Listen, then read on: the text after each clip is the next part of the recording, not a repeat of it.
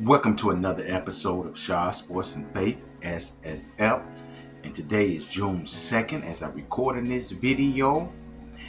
And today is a sports-based topic. And what we're talking about today in this sports-based topic is who will win the finals? Who will win the finals? For sports fans, for basketball lovers, hey, the finals is upon us. June 6th, 7:30 Central Time, the finals will begin. Boston Celtics, who had the best record all year long, who's been to the conference finals seemed like every other year, eventually breaking through that door in 2022, facing the Golden State Warriors for the finals. Golden State Warriors, who had Stephen Curry, who was just playing out of his mind. Clay was still playing solid. Andrew Wiggins was playing really well. He would have been the finals MVP if it wasn't for how well Curry was playing. And the Warriors' defense coaching was just exceptional as they was able to get the better of Boston. I believe beating them in 5 or 6 games. We said, okay, Boston had to get that little bit of experience and, had to go to their little battle. So they battle tested. We thought in 2023 that it was Boston's time. And then we get to the playoffs, and playoff Jimmy came through in a big way looking like Michael Jordan. And he was able to get past Milwaukee and then face Boston. I'm like, yo, man, you done beat all them teams. You ain't finna beat Boston. And then they shocked everybody, the sports world, by going up 3-0 against the Boston Celtics. And then Boston, with the talent that they have, they was able to fight back to take it to Game 7. But Jason Tatum got hurt, being a shell of himself, and ended up losing in a heartbreaking fashion, with Jimmy Butler going to the finals and losing to Nikola Jokic, who had an outstanding playoff performance. Now we come into this year.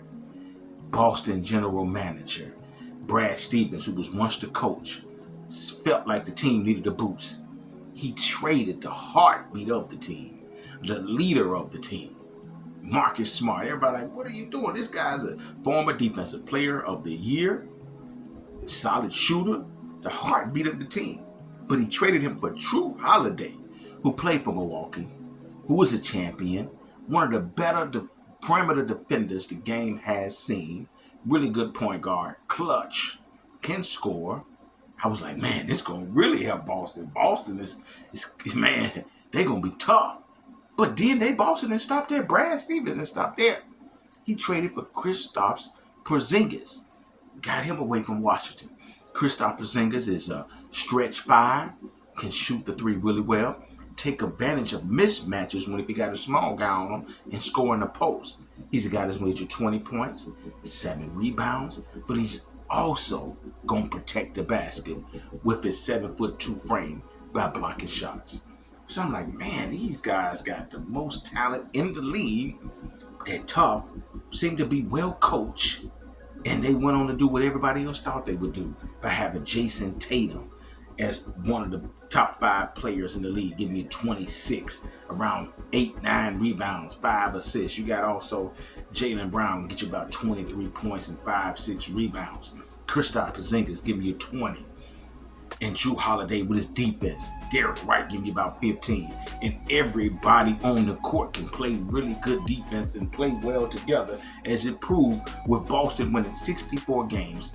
Number 1 overall record, number 2 in defense, number 1 in point differential, beating teams by an average margin of 11 points a game. It was second in 3-point percentage and number 1 in blocks. I said, who's gonna beat this team? But I felt like and still feeling like this Boston's time. But in the playoffs, Boston played Miami, who was out Jimmy Butler, who was without Terry Rozier. Like, man, they had an easy route. They should beat these guys. Then the second round, they played Cleveland. And Cleveland was out Donovan Mitchell for a couple games. Like, wow, It's pretty easy for them. Then they go and play Indiana, one of the best scoring team, fast-paced team in the league. And Halliburton, one of the better point guards in the league, led the team in assists.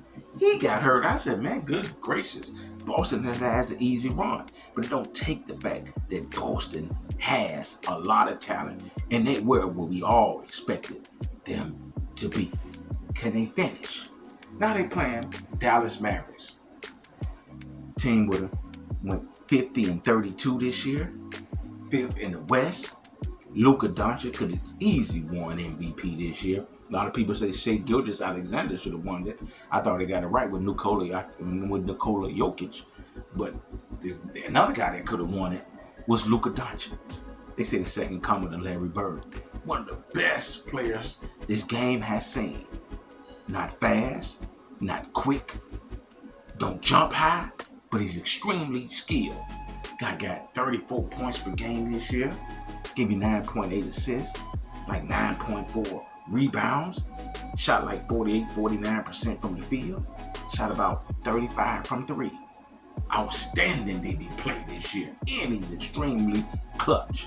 You had Kyrie who was there, who's been a trouble guy in the league, causing having to just drama just come his way.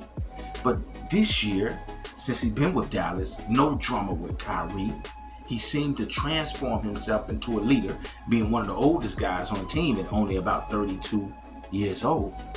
One of the best scorers this game has ever seen. One of the most skilled players this game has ever seen.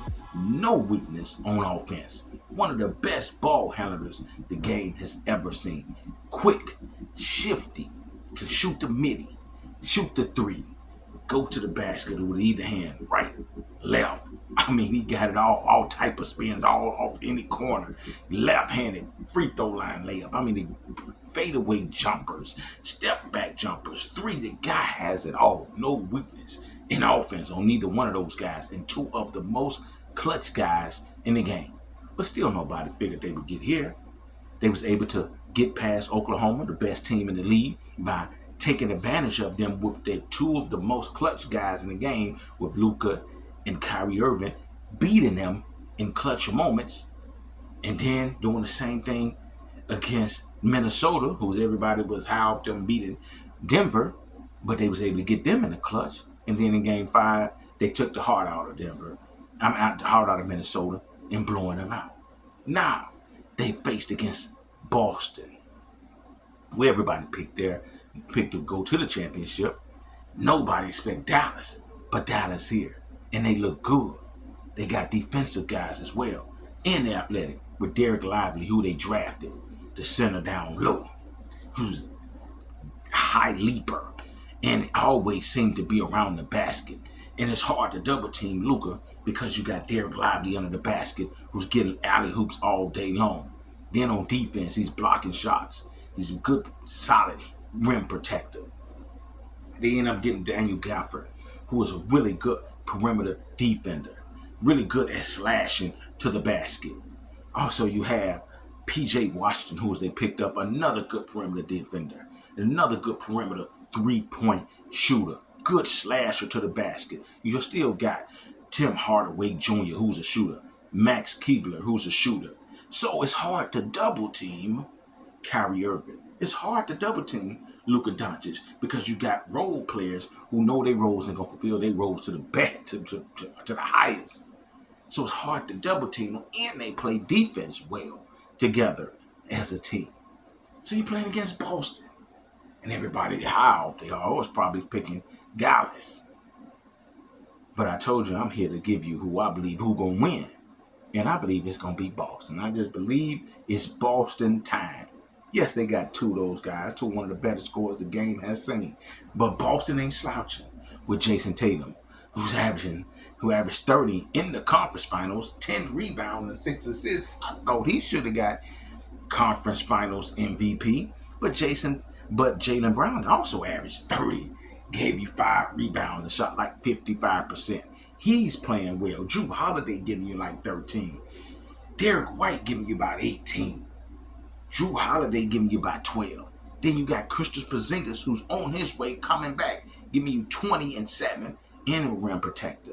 They play really, really good sound defense. They battle tested. They've been to the conference finals, as I told you, every other year. They know what it takes to win. They even came back from 3 down last year, so they got all this experience that they can come back on. With all the talent, they got more talent than Dallas. So with all that combined, I think they should beat Dallas 4-2, with Jason Tatum earning Finals MVP, with Jason Tatum emerging as the second face of the league, because I know they're going to make Anthony Edwards the face of the league, or they're possibly going to be 2 of the faces of the league, and Jason Tatum will have that hardware. He would have that hardware that he could wear, that's an accomplishment, so that he could be worthy of the face of the league. He have the look, he got the game, he got the personality. All he got to get is some accomplishments on his belt, and he had that strap. He have it all wrapped up in a bow. Yeah, baby, I'm one of the faces of the league with Anthony Edwards. It's Boston's time now. The championship, the finals, the winner of the finals is coming back to Boston. I think they're going to hang that 18th one up. Yo, this is my analysis of the game. Like, share, subscribe. Tell me what you guys think. If you disagree, comment. If you agree, comment. Tell me. I'll be happy to engage back with you. Share, like, subscribe. Peace and love.